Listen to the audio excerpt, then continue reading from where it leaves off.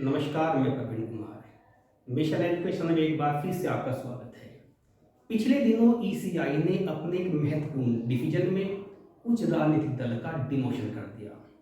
कुछ राजनीतिक दल जिनके पास पहले राष्ट्रीय दल का दर्जा था, उनका डिमोशन करके उन्हें राज्य स्तरीय दल बना दिया गया। और कुछ राजनीतिक दल जिनके पास पहले राज्य स्तरीय दल का दर्जा था, उनका डिमोशन करके उन्हें गैर मान्यता प्राप्त पंजीकृत दल बना दिया गया। तो वे राजनीतिक दल जिनका डिमोशन किया गया है, उन्होंने ईसीआई के इस डिवीजन पर कड़ी प्रतिक्रिया व्यक्त की है और कहा है कि ईसीआई का ये डिवीजन राजनीति से प्रेरित एवं दुर्भावनापूर्ण है। लेकिन यदि ईसीआई के इस डिवीजन को हम नियमों और तर्कों की कसौटी पर कसे तो ईसीआई का डिवीजन एकदम सही जान पड़ता है।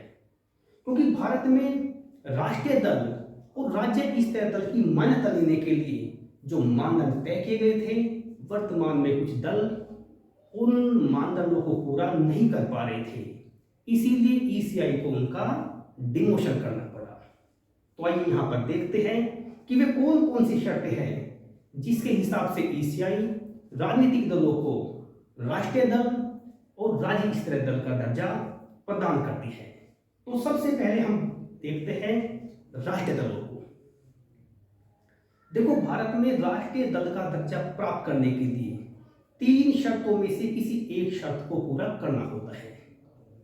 पहली शर्त यह है कि वह दल कम से कम 4 राज्यों में राज्य स्तरीय दल हो। दूसरी शर्त यह है कि वो किसी लोकसभा अथवा राज्य विधानसभा चुनाव में कम से कम 4 राज्यों में वैध मतों का 6% मत प्राप्त करें और 4 लोकसभा की सीट पर विजय प्राप्त करें, अथवा किसी लोकसभा चुनाव में कम से कम 3 राज्यों में लोकसभा की कम से कम 2 सीटों पर विजय प्राप्त करें। जैसे भारत में 545 सीटों पर चुनाव लड़ा जाता है और जिसका 2% लगभग बैठता है 11 सीटें। तो यदि कोई राजनीतिक दल लोकसभा की 11 सीटों पर विजय प्राप्त कर लेता है तो उसे राष्ट्रीय दल का दर्जा प्रदान कर दिया जाता है। तो इन शर्तों के हिसाब से वर्तमान में भारत में केवल 6 राजनीतिक दल इस पात्रता को पूरा करते हैं, जिसमें भारतीय राष्ट्रीय Congress, Bharatiya Janata party, CPIM, Bahujan Samaj party, आम आदमी पार्टी और एनपीपी, नेशनल पीपुल्स पार्टी, जिसकी स्थापना वर्ष 2012 में ये संगमा के द्वारा की गई थी।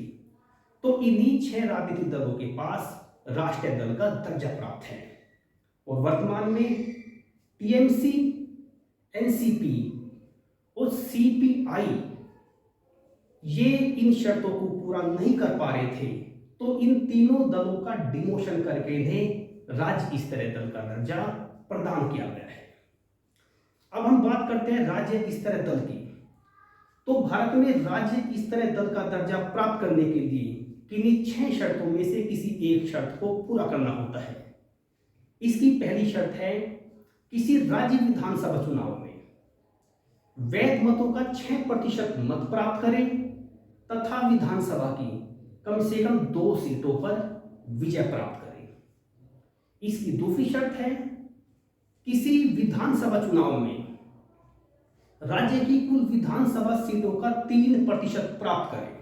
जैसे उत्तर प्रदेश में 403 विधानसभा सीट है, तो इसका 3% बैठता है लगभग 12 सीटें।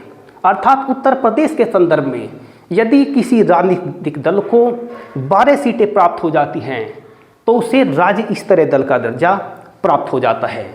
इसकी तीसरी शर्त है कि वो किसी राज्य विधानसभा चुनाव में वैध मतों का 8% प्राप्त करे और उसने चाहे एक भी सीट पर विजय प्राप्त ना की हो। इसकी चौथी शर्त है किसी लोकसभा चुनाव में वैध मतों का 6% प्राप्त करे और कम से कम एक लोकसभा सीट पर विजय प्राप्त करे। इसकी 5वीं शर्त है किसी लोकसभा चुनाव में उस राज्य की प्रत्येक 25 में से एक सीट पर विजय प्राप्त करे।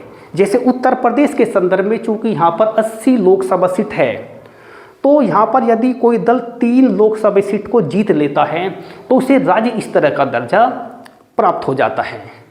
और इसकी छठी शर्त है, किसी लोकसभा चुनाव में वैध मतों का 8% प्राप्त करे। तो इन 6 में से यदि एक भी शर्त कोई दल पूरी कर देता है तो उसे राज्य स्तरीय दल का दर्जा प्राप्त हो जाता है। तो इन शर्तों के हिसाब से वर्तमान में भारत में केवल 35 दल ऐसे हैं जो इन शर्तों को पूरा कर रहे हैं, इसीलिए उन्हें राज्य स्तरीय दल का दर्जा प्रदान किया गया है।